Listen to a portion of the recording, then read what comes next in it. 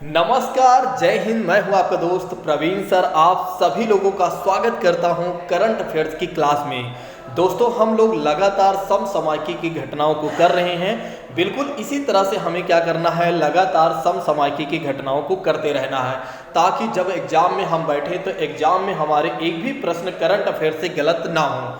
Class शुरू करने से पहले मैं एक और बात कहना चाहूँगा, जो लोग नए हैं वे क्या करें, चैनल को जरूर सब्सक्राइब कर लें, और जो लोग पुराने हैं वे क्या करें दोस्तों, दूसरों को भी शेयर कर दें।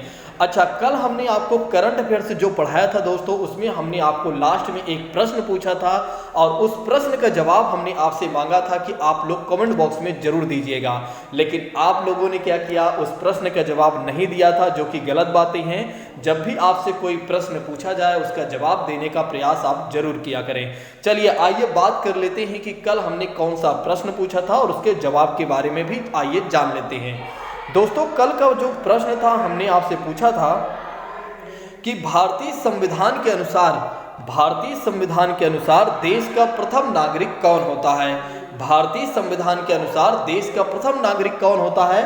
पहला ऑप्शन कहता है कि भारत का राष्ट्रपति, दूसरा ऑप्शन कहता है लोकसभा अध्यक्ष, और तीसरा ऑप्शन कहता है कि उपराष्ट्रपति, और चौथा ऑप्शन कहता है प्रधानमंत्री। बड़ा ही प्यारा प्रश्न है, इसका जवाब दीजिएगा दोस्तों। अगर आ रहा है तो ठीक है, नहीं आ रहा है तो कोई बात नहीं। चलिए मैं बता देता हूं। तो इसका जो आंसर हो जाएगा, इसका आंसर हो जाएगा दोस्तों, इसका आंसर हो जाएगा पहला हो जाएगा। तो भारतीय संविधान के अनुसार अगर देखा जाए तो भारत का प्रथम नागरिक कोई होता है तो हमारे देश का राष्ट्रपति ही होता है। इस बात को ध्यान रखिएगा। अच्छा, इसमें थोड़ा सा एक अतिरिक्त जानकारी आइए जान लेते हैं कि अगर किसी व्यक्ति को भारत का राष्ट्रपति बनना है तो उसके पास कौन कौन सी योग्यताएं होनी चाहिए। जैसे कि बात करते हैं, अगर किसी व्यक्ति को भारत का राष्ट्रपति बनना है दोस्तों, तो वो व्यक्ति भारत का नागरिक होना कंपलसरी है। तो इस बात को ध्यान रखिएगा, अगर कोई भी व्यक्ति भारत का राष्ट्रपति बनना चाहता है तो उसे भारत की नागरिकता, उसके पास भारत की नागरिकता होनी ही चाहिए। लेकिन यहाँ पर एक बातें मैं आप लोगों को बताना चाहूँगा, ताकि आप लोगों को बहुत अच्छे तरीके से बातें क्लियर हो जाएं। देखिए, जैसे अगर किसी व्यक्ति को अमेरिका का राष्ट्रपति बनना है, अगर किसी व्यक्ति को अमेरिका का राष्ट्रपति बनना है तो वो व्यक्ति अमेरिका का, उस व्यक्ति का जन्म होना चाहिए अमेरिका में ही तभी वो व्यक्ति क्या बन सकता है, अमेरिका का राष्ट्रपति। तो अगर कोई व्यक्ति अमेरिका का राष्ट्रपति बनना चाहता है तो उसका जन्म अमेरिका में ही होना चाहिए। यानी कि कहने का मतलब ये है कि उसका जन्म स्थान अमेरिका में ही होना चाहिए, तभी वो व्यक्ति अमेरिका का राष्ट्रपति बन पाएगा। लेकिन क्या भारत में ऐसा है? नहीं, भारत में ऐसा नहीं है। भारत में ये कहा गया है कि अगर किसी व्यक्ति को भारत का राष्ट्रपति बनना है तो भारत का नागरिक ही होना चाहिए, और उसका जन्म चाहे भारत में हुआ हो या कहीं और हुआ हो, इससे हमें मतलब नहीं है। इसको आप समझ लीजिए मैं क्या कहना चाहता हूँ। जैसे अगर कोई व्यक्ति अमेरिका का है, अगर वो भारत में आकर भारत की नागरिकता ले लेता है ना, तो वो भारत का राष्ट्रपति बन सकता है। जो प्रक्रिया मांगी जाती है उस प्रक्रिया के थ्रू, देखिए कहने का मतलब ये है, जो योग्यता मांगी जाती है उस योग्यता के अनुसार अगर उस योग्यता को फिल करता है तो निश्चित तौर पर वो भारत का राष्ट्रपति बन सकता है। लेकिन क्या अमेरिका में ऐसा है कि कोई व्यक्ति भारत का है और जाकर अमेरिका के नागरिकता ले लेता है, तो क्या वो अमेरिका का राष्ट्रपति बन सकता है? तो नहीं बन सकता है। वही व्यक्ति अमेरिका का राष्ट्रपति बन सकता है जिसका जन्म अमेरिका में हुआ हो दोस्तों। लेकिन भारत में ऐसा नहीं है, इस बात को ध्यान रखिए। आज कुछ लोगों को पहली बार ये पता चला होगा कि अमेरिका और भारत में क्या अंतर है। चलिए दूसरी बात कर लेते हैं। अगर भारत के राष्ट्रपति आपको बनना है दोस्तों, या किसी को बनना है, तो उसकी उम्र होनी चाहिए 35 वर्ष आयु होनी चाहिए। कितनी होनी चाहिए? तो ध्यान रखिएगा, 35 वर्ष आयु होनी चाहिए अगर कोई व्यक्ति भारत का राष्ट्रपति बनना चाहता है तो दूसरी योग्यता के तौर पर अगर देखा जाए तो दूसरी क्राइटेरिया क्या कहती है, व्यक्ति ने क्या किया हो, 35 वर्ष की आयु कंप्लीट कर लिया हो। अब तीसरी बात कर लेते हैं दोस्तों, तीसरी बात कर लेते हैं कि वो व्यक्ति पागल और दिवालिया नहीं होना चाहिए। क्या नहीं होना चाहिए? पागल व दिवालिया नहीं होना चाहिए। अच्छा, दिवालिया क्या होता है? पागल तो समझ में आता है, लेकिन दिवालिया क्या होता है? देखिए, दिवालिया का मतलब ये हो जाता है, जैसे कि बात करते हैं नीरव मोदी हैं, ठीक है, नीरव मोदी जो पैसा लेकर भाग गया, उसे क्या घोषित कर दिया गया? दिवालिया घोषित कर दिया गया। देखिए, दिवालिया उसे घोषित किया जाता है जो व्यक्ति बैंक से तो लोन लेता है लेकिन समय पर ईएमआई या लोन नहीं चुका पाता है और नहीं चुकाता है, बिल्कुल मना कर देता, अपना हाथ खड़ा कर देता है कि मैं लोन चुकाने में असक्षम हूँ, तो फिर क्या होता है, बैंक उसे दिवालिया घोषित कर देती है। तो ऐसे लोगों को राष्ट्रपति क्यों बना जाए? आप सोचिए एक बार, अगर कोई व्यक्ति पागल जाकर राष्ट्रपति बन जाता है और अगर कोई व्यक्ति बैंक से पैसा लिया हुआ व्यक्ति भारत का राष्ट्रपति बन जाता है तो पूरे देश का पैसा लूट कर खा जाएगा। ठीक है, तो कहीं ना कहीं समस्याएं होंगी कि नहीं, इसलिए ऐसे किसी व्यक्ति को भारत का राष्ट्रपति नहीं बनाया जा सकता है जो व्यक्ति पागल हो और दिवालिया हो। अब तीसरी बात कर लेते हैं, चौथी बात कर लेते हैं दोस्तों। चौथी बात ये कही गई है, वो व्यक्ति लोकसभा की सदस्यता लेने की योग्यता रखता हो, यानी कि कम से कम वो लोकसभा का सदस्य बनने की भी योग्यता रखता हो, तभी व्यक्ति भारत का राष्ट्रपति बन सकता है। नेक्स्ट बात करते हैं, इतनी ही बातें नहीं कही गई है, इसमें एक और बात जोड़ी गई है दोस्तों जो आम आदमी पूरा नहीं कर पाता है। जैसे कि आपके मन में आया होगा, सर मैं भारत का नागरिक भी हूँ, 3-4 साल बाद मैं 35 वर्ष आयु भी कंप्लीट कर लूँगा, ना तो मैं पागल हूँ ना मैं दिवालिया हूँ, और मैं लोकसभा के सदस्य बनने की योग्यता भी रखता हूँ। ठीक है, लेकिन दोस्तों आप लोगों के पास एक और बातें होनी चाहिए जो आपके पास नहीं हो सकती है। जैसे कि बात करते हैं 50 प्रस्तावक और 50 अनुमोदक की आवश्यकता पड़ती है। कहने का मतलब ये है 100 सांसद विधायक की आवश्यकता पड़ती है, तब कोई व्यक्ति भारत का राष्ट्रपति बन सकता है। इसीलिए जो आम नागरिक होता है ना, वो भारत का राष्ट्रपति नहीं बन पाता है। इसीलिए जो आम नागरिक होता है ना, वो भारत का राष्ट्रपति नहीं बन पाता है, क्योंकि सोचिए यहाँ तो ग्राम प्रधान हमें मिलता नहीं है, यहाँ एक पार्षद हमें मिलता नहीं है, यहाँ हमें एक विधायक तो मिलता नहीं है, कहाँ से हम 100 सांसद और विधायक को ढूंढ कर लाएंगे। तो इसलिए क्या होता है, आम आदमी भारत का राष्ट्रपति नहीं बन पाता है। जो तत्कालीन सरकार होती है उसी के पास 100 सांसद विधायक होते हैं दोस्तों, इसीलिए तत्कालीन सरकार जिसे चाहती है उसी को भारत का राष्ट्रपति बना देती है। जैसे अभी अगर आप देखते हैं द्रौपदी मुर्मू के बारे में बात करते हैं, द्रौपदी मुर्मू जो है पहली आदिवासी महिला है जो भारत की राष्ट्रपति बनी हुई है और जो कि बीजेपी से हैं वो। ठीक है, देखिए अगर वैसे देखा जाए इनडायरेक्ट रूप से तो बीजेपी की ही है, लेकिन जो हमारे देश का राष्ट्रपति होता है ना, वो किसी पार्टी से उतना ज़्यादा संबंधित नहीं रखता है। वैसे वो किसी पार्टी से होता है, लेकिन जब पद पर बैठता है तो उसका काम करने का जो तरीका होता है वो बिल्कुल सेकुलर होता है, निष्पक्ष होता है। ठीक है, तो अगर किसी व्यक्ति को भारत का राष्ट्रपति बनना है तो व्यक्ति के पास क्या क्या योग्यताएं होनी चाहिए। जैसा कि बात करते हैं, व्यक्ति भारत का नागरिक हो और 35 वर्ष की आयु कंप्लीट कर लिया हो, पागल और दिवालिया तो होना ही नहीं चाहिए, और लोकसभा के सदस्य बनने की योग्यता रखता हो, और साथ ही साथ अगर देखा जाए दोस्तों तो 50 प्रस्तावक और 50 अनुमोदक होना चाहिए। इस बात को ध्यान रखिएगा। आइए अब इसी के साथ बात कर लेते हैं अपने समसामयिकी की घटनाओं में। आज का हमारा पहला प्रश्न क्या है, आइए देखते हैं। आप लोग जवाब दीजिएगा, अगर आता है, नहीं आता है तो कोई बात नहीं है। ठीक है, मैं तो बताने ही चल रहा हूं। देखिए प्रश्न ये है कि 71वीं मिस यूनिवर्स 2022 प्रतियोगिता से संबंधित निम्नलिखित कथनों पर विचार हमें करना है। मतलब कि 71वीं मिस यूनिवर्स 2022 की प्रतियोगिता यानी कंपटीशन हुई है दोस्तों। यहाँ पर कुछ कथन लिखे गए हैं, इसके बारे में हमें विचार करना है। जैसे कि पहला ऑप्शन हमसे ये कहता है कि भैया 14 जनवरी 2023 को इस सौंदर्य प्रतियोगिता का आयोजन लुइसियाना यूएसए में, यहाँ पर जो लिखा है USA United state of America में किया गया है। क्या ऐसी बातें सही हैं? दूसरा ऑप्शन कहता है कि प्रतियोगिता में यानी कि कंपटीशन में अमेरिका की और बॉनी गैब्रियल ने वर्ष 2022 का मिस यूनिवर्स से खिताब जीता है। क्या ये भी बातें सत्य हैं? तो बिल्कुल अगर देखा जाए तो ये दोनों ही बातें सत्य हैं दोस्तों। देखिए 14 जनवरी 2023 को क्या हुआ कि ये जो मिस यूनिवर्स जो 71वीं मिस यूनिवर्स 2022 का कंपटीशन हुआ वो कहाँ पर हुआ था? अमेरिका के लुइसियाना में हुआ था। इस बात को ध्यान रखिएगा। ऐसे प्रश्न आपके एग्जाम में जरूर पूछे जाएंगे, ध्यान रखिएगा। आप कोई भी एग्जाम देते हैं तो आपके एग्जाम में यह प्रश्न जरूर पूछा जा सकता है लुइसियाना के बारे में। ठीक है, कि जो 71वीं मिस यूनिवर्स 2022 की प्रतियोगिता हुई थी वो कहाँ पर हुई थी, तो स्थान ध्यान रखिएगा। अब जीता कौन था दोस्तों? तो और बॉनी गैब्रियल ने जीता था। इस बात को ध्यान रखिएगा। ये कहाँ की थी? तो ये अमेरिका की ही थी। इस बात को भी क्लियर करिएगा, याद ध्यान रखिएगा, क्योंकि आपके एग्जाम में पूछा जा सकता। ऑप्शन में ये था दोस्तों कि क्या 1 और 2 दोनों सही है, तो बिल्कुल 1 और 2 दोनों सही है, इसलिए हमें यहाँ पर ज़्यादा दिमाग नहीं लगाना है। चलिए थोड़ा सा इसके बारे में जान लेते हैं अतिरिक्त जानकारी के तौर पर। जैसा कि यहाँ पर कहा ही गया है कि 71वीं मिस यूनिवर्स प्रतियोगिता 2022 का आयोजन किया गया है। और कब किया गया था? 14 जनवरी 2023 को किया गया था। और कहाँ पर किया गया था दोस्तों? तो लुइसियाना में किया गया था। और लुइसियाना कहाँ पर है? यूनाइटेड स्टेट ऑफ अमेरिका, यानी कि कह सकते हैं संयुक्त राज्य अमेरिका में है दोस्तों। अब इस प्रतियोगिता का खिताब किसने जीता था? तो अमेरिका की और बॉनी गैब्रियल ने जीता था। और बॉनी गैब्रियल कौन है? ये आप देख सकते हैं, ए रही, ए है महिला, वहीं इन्होंने ही जीता था दोस्तों। ठीक है, तो इस बात को ध्यान रखिएगा। अब नेक्स्ट बात करते हैं, इसमें अगर देखा जाए कुछ अन्य तथ्य के रूप में क्या कहा गया है कि कुल कितने प्रतिभागी थे? तो 83 प्रतिभागी थे दोस्तों। और गत वर्ष की जो विजेता थी, मतलब पिछले वर्ष की जो विजेता थी 2021 की, वो थी हरनाज संधू। इनका नेम याद करिए, सरनाज संधू, जो कि भारत की थी, काफ़ी ज़्यादा चर्चा में बनी हुई थी दोस्तों। इस बात को ध्यान रख लीजिएगा।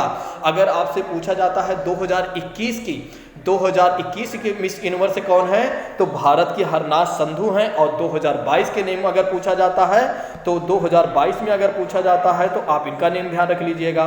किसका नेम ध्यान रखना है आपको? अमेरिका की आर ब्रॉनी गैब्रियल हैं, इनको आप ध्यान रखिएगा। ठीक है, नेक्स्ट बात करते हैं, अगर प्रथम उपविजेता के बारे में देखा जाए दोस्तों, प्रथम उपविजेता के रूप में देखा जाए तो अमांडा डुंडामेल, जो कि वेनेजुएला में है। ये सब छोड़ दीजिए, ये आपके एग्जाम में नहीं आएगा। तो जो चीज़ें आपके एग्जाम में नहीं आएगा उस पर हमारी ज़्यादा चर्चाएं नहीं होगी। अच्छा, क्या भारत की इस वर्ष 2022 में जो हुआ था मिस यूनिवर्स जो कि किया गया था प्रतियोगिता, क्या भारत की भी किसी ने भाग लिया था कि नहीं? तो बिल्कुल, दिविता राय ने क्या किया था, इसमें पार्टिसिपेट किया था। लेकिन आप जानते हैं कि पहले नंबर पर कोई और आ गया है, जीत कोई और गया है, तो इनका नाम उतना ज़्यादा चर्चा में नहीं बना दोस्तों। अब आइए बात कर लेते हैं इसी के साथ अगले प्रश्न के बारे में। अगर आपको सारी बातें अच्छे समझ में आ रही हैं तो एक बार कमेंट करके हमें बताइए कि यस सर, आप जो हमें समझा रहे हैं वो बिल्कुल क्लियर है, और अभी तक आपने जो हमें समझाया वो भी क्लियर है।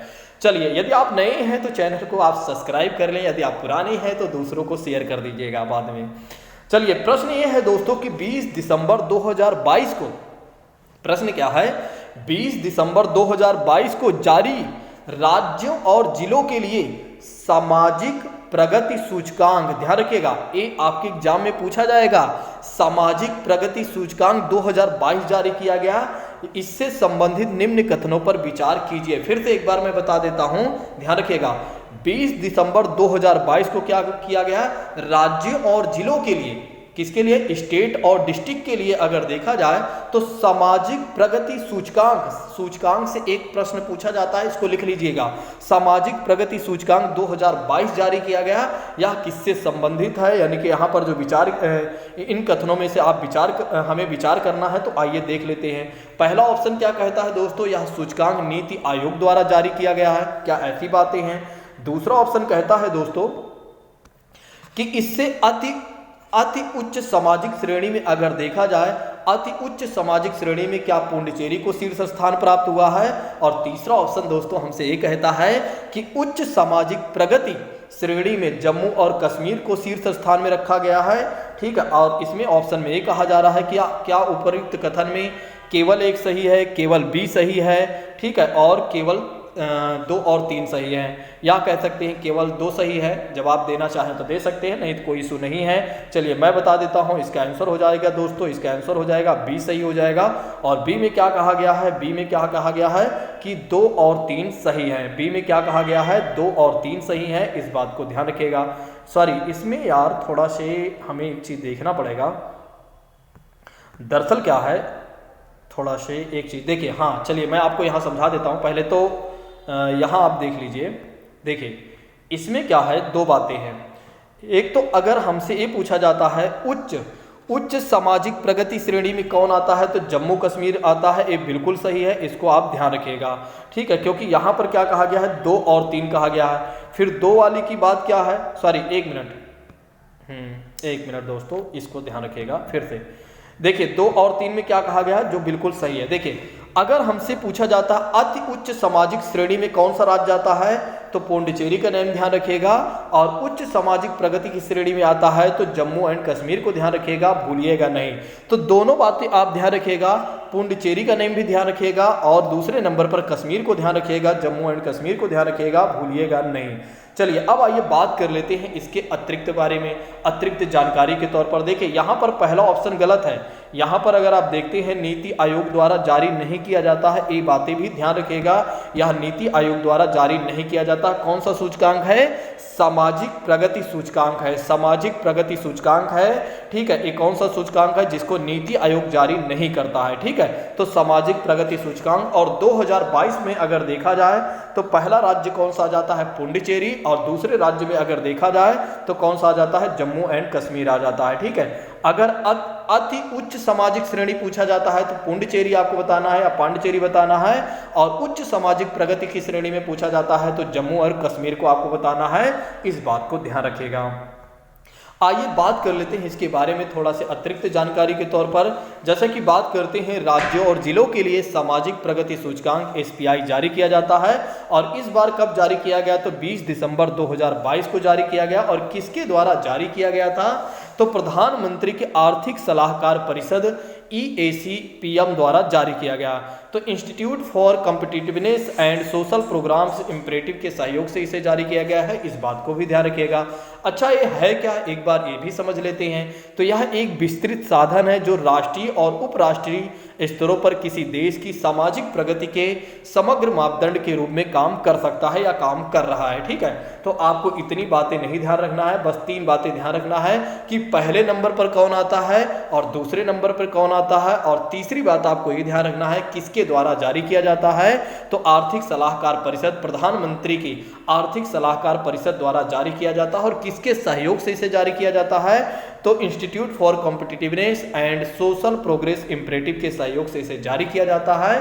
और इस बार कब जारी किया गया था? तो हमने आपको बता ही दिया है, 20 दिसंबर 2022 को। ध्यान रखिएगा।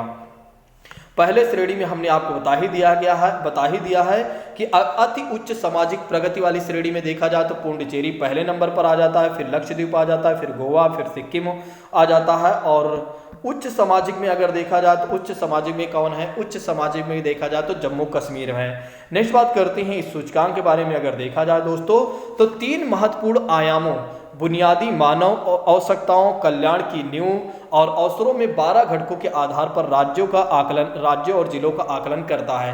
तो ये सब बातें आपको बिल्कुल नहीं ध्यान रखना है, बस केवल और केवल 3 बातें याद रखना है कि कब जारी किया गया था, या इस साल का सूचकांक जो है 2022 का पहले नंबर पर कौन आया था, दूसरे नंबर पर कौन आया है, और ये बातें ध्यान रखिएगा किस संस्था के द्वारा जारी किया जाता है। बस इतनी बातें आपको ध्यान रखना है, इससे ज़्यादा आपको ध्यान नहीं रखना है। आइए अब बात कर लेते हैं international day of human solidarity के बारे में बात कर लेते हैं। जैसा कि बात करते हैं, यहाँ पर कहा गया है दोस्तों कि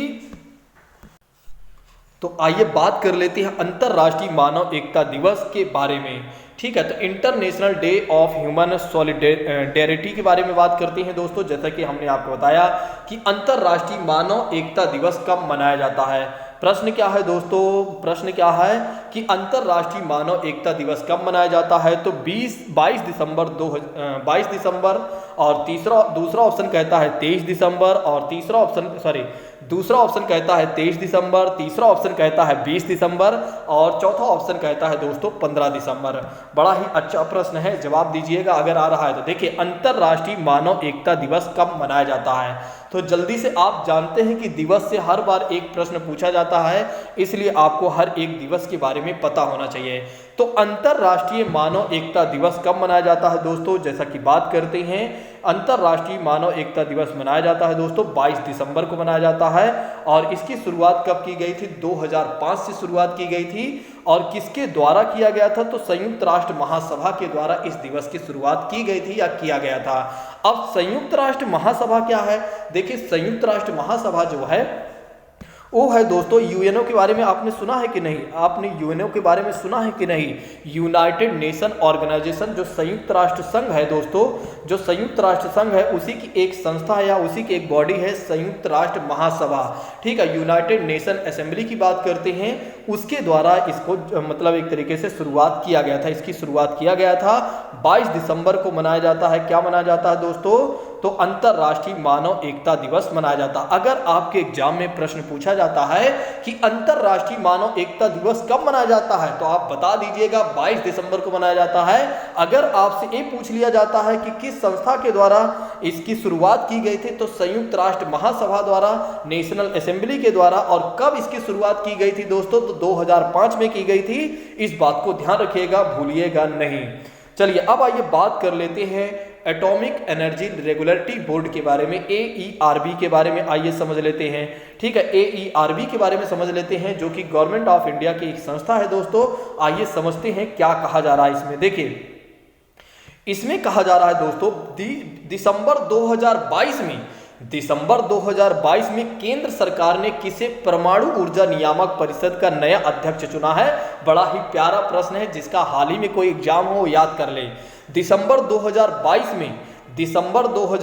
में केंद्र सरकार ने परमाणु ऊर्जा नियामक परिषद AERB यानी कि एटॉमिक एनर्जी रेगुलेटरी बोर्ड का नया अध्यक्ष किसे चुना है। पहला ऑप्शन कहता है दोस्तों जी नागेश्वर राय, और दूसरा ऑप्शन कहता है कि CS वर्गीज, और तीसरा ऑप्शन कहता है डॉक्टर GK रथ, और चौथा ऑप्शन कहता है लेखक विवेक त्रिपाठी से संबंधित है, या विवेक त्रिपाठी। बड़ा ही प्यारा प्रश्न है, अगर किसी को आ रहा है तो बता सकता है, बिल्कुल किसी को नहीं आएगा। इसका जो आंसर हो जाएगा दोस्तों वो D सही हो जाएगा, कि लेखक विवेक त्रिपाठी को क्या किया गया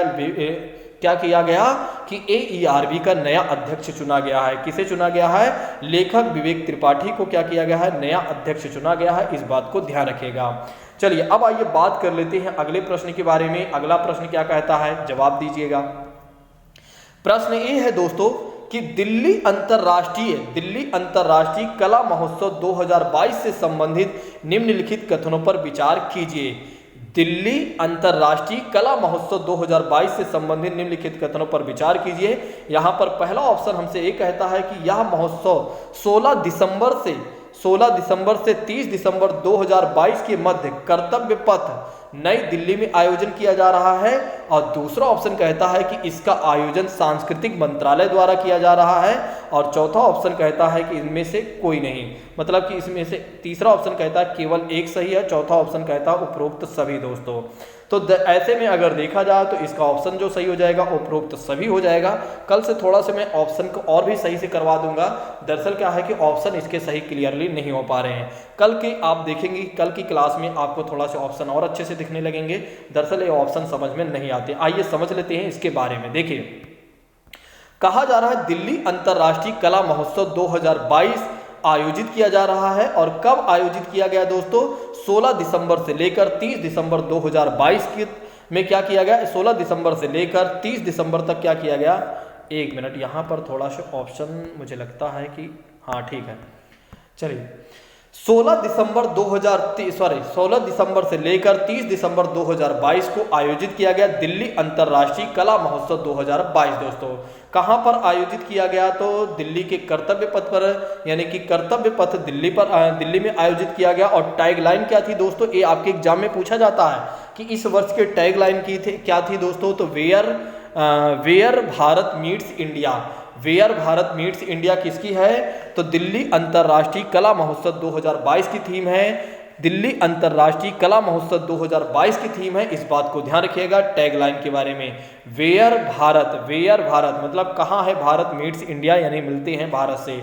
किसके द्वारा यह जारी किया गया है दोस्तों, या किसके द्वारा इसकी शुरुआत की गई थी, तो या मतलब इसका प्रारंभ किया गया? तो संस्कृति मंत्रालय, जो भारत सरकार द्वारा प्रसिद्ध फाउंडेशन के सहयोग से, जो भारत सरकार की फाउंडेशन है दोस्तों संस्कृति और मंत्रालय द्वारा, जो कि यहाँ पर पहले ही कहा गया है कि इसका आयोजन सांस्कृतिक मंत्रालय द्वारा किया गया है। तो ध्यान रखिएगा, दिल्ली अंतर्राष्ट्रीय कला महोत्सव 2022 दोस्तों कब आयोजित किया गया है। ये उतना अगर आपको नहीं ध्यान रखता है तो चलेगा, लेकिन ये आपको जरूर ध्यान रखना है किस मंत्रालय द्वारा जारी किया गया है। तो ध्यान रखिएगा सांस्कृतिक मंत्रालय द्वारा, जो कि भारत सरकार की एक मंत्रालय है। ठीक है, इसका उद्देश्य क्या है? इसका उद्देश्य है कि महान काव्यों, स्वतंत्रता के लिए लड़ने वाले योद्धाओं और सरकार द्वारा महिला सशक्तिकरण के लिए शुरू की गई कई नीतिगत फैसलों और आयोजनों का जश्न मनाना दोस्तों। इस बात को ध्यान रखना चाहते हैं तो रख सकते हैं। यहाँ पर आप देख रहे हैं आम आदमी पार्टी के अध्यक्ष और दिल्ली के CM जो कि अरविंद केजरीवाल हैं, इनसे संबंधित एक प्रश्न बना हुआ है। आइए देखते हैं क्या प्रश्न है। हम लोग जिस तरह से समसामयिकी की घटनाओं को कर रहे हैं, बिल्कुल इसी तरह से लगातार हमें करते रहना है, और जब तक कि हमारा एग्जाम नहीं हो जाता है। दोस्तों, जो लोग नए हैं वे क्या करें, चैनल को जरूर सब्सक्राइब कर लें, और जिन लोगों को बातें समझ में आ रही हैं वे क्या करें, जल्दी से लाइक कर दें। देखिए यहाँ पर प्रश्न ये है दोस्तों कि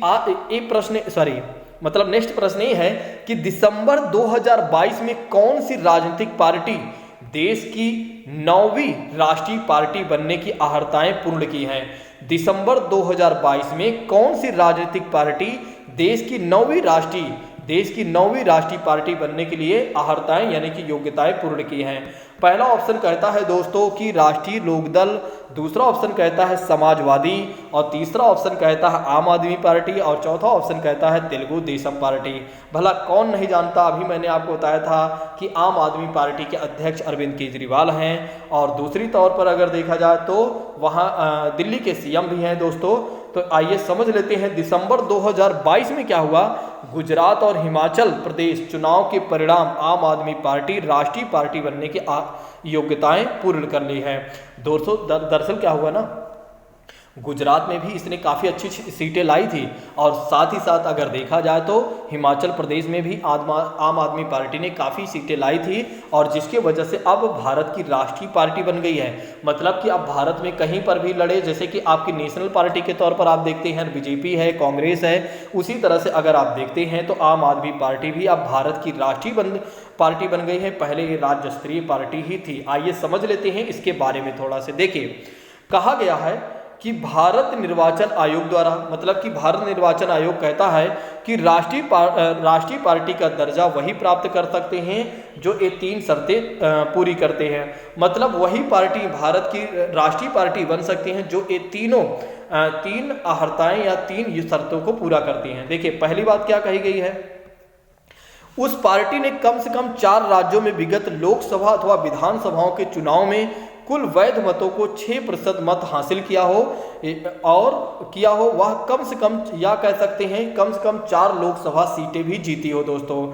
ठीक है, तो अगर कोई पार्टी है तो कम से कम वो विगत 4 राज्यों में, मतलब कि 3 से 4 राज्यों की बात सीधा कही गई है। तो अगर देखा जाए तो पिछले कुछ वर्षों से अगर देखा जाए तो 1-2 वर्ष में तो 4 राज्यों में लोकसभा अथवा विधानसभा में टोटल जितना मत पड़ा हुआ है दोस्तों, उसके 6% अगर मत हासिल कर लेती है कोई पार्टी, तब क्या होता है, भारत की राष्ट्रीय पार्टी बन जाती है। या कह सकते हैं उसने 4 लोकसभा की सीटें भी जीती हो, तब भी कह सकते हैं कि वो पार्टी लोकसभा मतलब राष्ट्रीय पार्टी बन सकती है।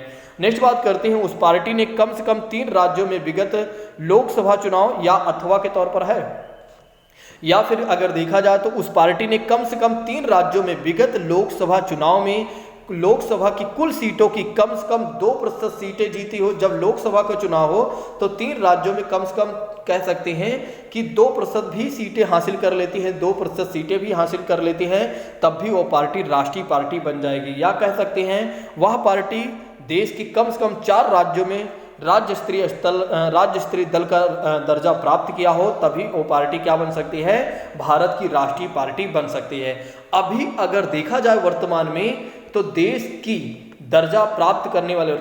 राष्ट्रीय दर्जा प्राप्त करने वाली 8 पार्टियां हैं, जिसमें अगर देखा जाए तृणमूल कांग्रेस है दोस्तों, all India, Bahujan Samajwadi party, Bharatiya Janata party, communist party of India, communist party in India of India, और इंडियन नेशनल कांग्रेस जो कि कांग्रेस है। आप जानते हैं नेशनल कांग्रेस पार्टी की बात करते हैं और नेशनल पीपुल्स पार्टी की बात करते हैं, और 9वीं पार्टी के रूप में अगर देखा जाए तो अब कौन सी पार्टी बन गई है, आम आदमी पार्टी है जो भारत की राष्ट्रीय पार्टी बन गई है। इस बात को ध्यान रखिएगा दोस्तों। चलिए अब आइए बात कर लेते हैं नेक्स्ट प्रश्न के बारे में। अगला प्रश्न ये है दोस्तों कि हिमाचल प्रदेश के नए मुख्यमंत्री से संबंधित निम्नलिखित कथनों पर विचार कीजिए। हिमाचल प्रदेश के नए मुख्यमंत्री से संबंधित निम्नलिखित कथनों पर विचार कीजिए। पहला ऑप्शन कहता है दोस्तों कि 11 दिसंबर 2022 को कांग्रेस पार्टी के नेता सुखविंदर सिंह सुक्खू ने राज्य के 15वें मुख्यमंत्री के रूप में शपथ ग्रहण किया है। दूसरा ऑप्शन कहता है मुकेश अग्निहोत्री ने उप मुख्यमंत्री का पद की शपथ ग्रहण किया है। तो आप बताइए कि क्या हिमाचल प्रदेश के जो मुख्यमंत्री बने हैं वह जो यहाँ ऑप्शन में है सुखविंदर सिंह सुक्खू हैं, क्या सही है? दूसरा ऑप्शन कहता है कि जो मुकेश अग्निहोत्री हैं क्या वहां के उप मुख्यमंत्री बने हैं, क्या ये भी सही है? तो दोस्तों इसका आंसर क्या हो जाएगा, इसके आंसर के बारे में बात करते हैं। तो अगर देखा जाए तो सी सही हो जाएगा, ए और दो दोनों सही है।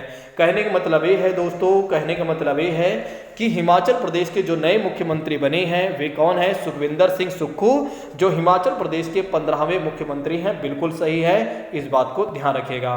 दूसरी बात कर लेते हैं, मुकेश अग्निहोत्री ने वो उप मुख्यमंत्री पद हासिल किया हुआ है और इन्होंने भी पद ग्रहण कर लिया है, तो ये भी सही है। चलिए अब बात कर लेते हैं थोड़ा से सुखविंदर सिंह सुक्खू के बारे में। तो वैसे इनके बारे में हम क्या करेंगे जानकर, कोई मतलब नहीं है। चलिए आगे बढ़ते हैं, ठीक है। नेक्स्ट बात करते हैं, बाकी यहाँ से छोड़ देते हैं, इनसे हमारा कोई मतलब नहीं है। दोस्तों आज का प्रश्न है, क्वेश्चन ऑफ द डे है, ठीक है। इस प्रश्न का जवाब आप लोग कमेंट बॉक्स में दीजिएगा। प्रश्न ये है कि भारत की पहली प्रधानमंत्री कौन है? भारत की पहली प्रधानमंत्री कौन है?